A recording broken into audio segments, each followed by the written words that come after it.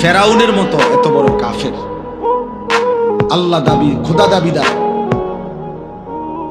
ফেরাউনের মতো নিকৃষ্ট কাফেরের কাছেও যখন আল্লাহ তাআলা মুসা নবীকে পাঠাইছেন, তুমি তাকে ইমানের দাওয়াত দাও, কালিমার দাওয়াত দাও, তখন আল্লাহ তাআলা কোরআন শরীফে আছে, মুসা নবীকে বলছে ফাকুলা লাহু কাওলান লাইয়িনা, তুমি এবং তোমার ভাই হারুন তোমরা দুইজন গিয়ে ফেরাউনকে দাওয়াত দাও, নম্র সাথে, ভদ্রতার সাথে তার আল্লাহর দিকে ডাকো। কেন?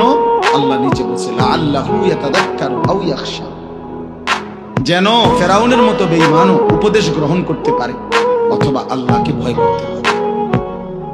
তাহলে ফেরাউনের মতো নিকৃষ্ট কাফেরকেও যখন আল্লাহর কথা বলছে, তখন উদ্দেশ্য হলো যেন সে উপদেশ গ্রহণ করে অথবা আল্লাহকে ভয় করে।